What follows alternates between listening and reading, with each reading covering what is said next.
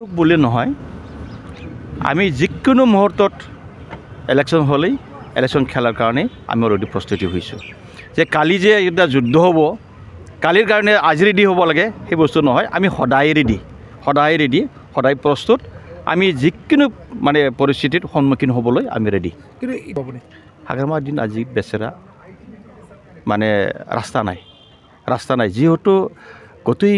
BTC অঞ্চলত এটা আঞ্চলিক দল শক্তিশালী বিচাৰিছে ৰাইজে শক্তিশালী মানে আঞ্চলিক দল বিচাৰিছে আজিৰ দিনটোত হাগ্ৰামা মহিলাৰী ডাঙৰীয়া দেৱৰ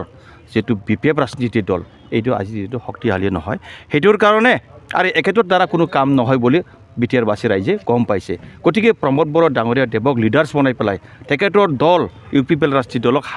শক্তিশালী কৰাৰ কাৰণে আমাৰ বিটিআৰ অঞ্চলৰ ৰাইজে উঠি লাগিছে ষড়যন্ত্ৰ কৰিছে নেকি বিজেপি তেওঁলোকৰ ষড়যন্ত্ৰ কি আছে নাছে তেওঁলোকৰ পলিচি আমি সেইটো ভয় নাখাওঁ আমি বিটিচি অঞ্চলত আমি ইউপিপিএল হিচাপে আজি দিনটো আঞ্চলিক দল শক্তিশালী দল হাগ্ৰামাৰ বেয়া লাগে বেচৰা যেহেতু তেখেতেও বিটিচিত প্ৰথম মানে চৰকাৰ আনিছিলে কিন্তু আজি দিনটো তেখেতক বিটিআৰ বাসী ৰাইজে বিদায় দিছে তেখেতৰ যিটো কৰ্মনীতি এই বস্তুটো ৰাইজে পচন্দ খোৱা নাই আজি তেওঁলোকক বিদায় দিছে চাওক আজি মই নিজে বিপিএফৰ পৰা জিকি অহা মানে এজন MCLA আমি 7জন MCLA হাগ্ৰামা মহিলাৰ ডাঙৰীয়া দেৱক বাদ দি পেলাই আমি বেলেগ দলত সোমাইছোঁ আৰু এইটোও নহয় চাওক আজি চন্দন ব্ৰহ্ম ডাঙৰীয়া তিনিবাৰ কেবিনেট মিনিষ্টাৰ এবাৰ ডেপুটি চিফ আৰু ছিক্ৰেটাৰিছ আৰু খাম্পা বৰগয়াৰী 3বাৰ ডেপুটি চিফ তেওঁলোকৰ নিচিনা ডাঙৰ নেতাসকলে আজি হাগ্ৰামা মহিলাৰী ডাঙৰীয়া দেৱক এৰি আহিছে এইটোতো এনেই এৰি অহা নাই নহয়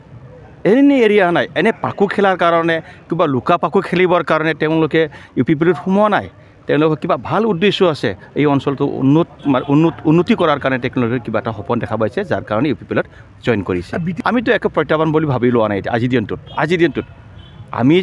যিটো ধৰণৰ মানে বিপিএফৰ যিমান মানে নেতাসকল আছে এই নেতাসকল আৰু এই ৰাইজসকলে অলৰেডি ইউপিপিএলত কমপ্লিটলি জইন হ'বলৈ গৈ আছে আৰু মানে বিটিচিৰ প্ৰাক্তন চিফ হাগ্ৰামা মহিলাৰ ডাঙৰীয়া দেৱৰ আজিৰ দিনটো অকলশৰীয়া হৈছে গতিকে দুটাত এটা হৈছেই প্ৰায় গতিকে আমাৰ কাৰণে কোনো শক্তিশালী দল নাই বুলি ক'লেও বেছি ভুল নহয় আমি মোটামুটি 35টা পাম আৰামছে কোনে পাব 26টা হাগ্ৰামাটো কেনেকৈ পাব হাগ্ৰামা আজিতো এটা সমষ্টি জিকাৰ কাৰণে কোনো অংকই নাই এটা সমষ্টিও নাই গতিকে তেখেতে কোৱাটো মিছা কথা তেখেতে বিভিন্ন এজন ৰাজনীতিবিদে হাগ্ৰামা চাওক আজিৰ দিনটোত একেবাৰে ৰাস্তা নাই বেচৰা কি ক'ম কি নক'ম মই নিজে ধনঞ্জয় বসুমতাৰী MCLA খেলি থকা অৱস্থাত MCLA জিকাৰ পাছত কালি চৰকাৰ হ'ব আপুনি 2 দিন বাদ চাওক 2 দিন পাছতে আকৌ চৰকাৰ গঠন হ'ব 3 মাহ পিছত চৰকাৰ গঠন হ'ব 2 বছৰ পিছত হ'ব 3 বছৰৰ পিছত হ'ব আজি 4 বছৰ পাৰ হৈ গ'ল তেখেতে চৰকাৰৰ আনিব নোৱাৰিলে গতিকে আজিৰ দিনটো তেখেতে দিছা চাৰা এইটো কাৰণে আবল তাবল বকি আছে কিন্তু ক'ত যাই থাকক আৰু কি ক'ৰবাত ক্ৰেচাৰত বহি থাকক ক'ৰবাত ৰিজৰ্টত বহি থাকক কিন্তু ইউপিপিএলৰ দুৱাৰ খোলা আছে নাই হাগ্ৰামাৰ বাবে আছে আমি আজিৰ দিনটোত যদি হাগ্ৰামা মহিলাৰ ডাঙৰীয়া দেৱে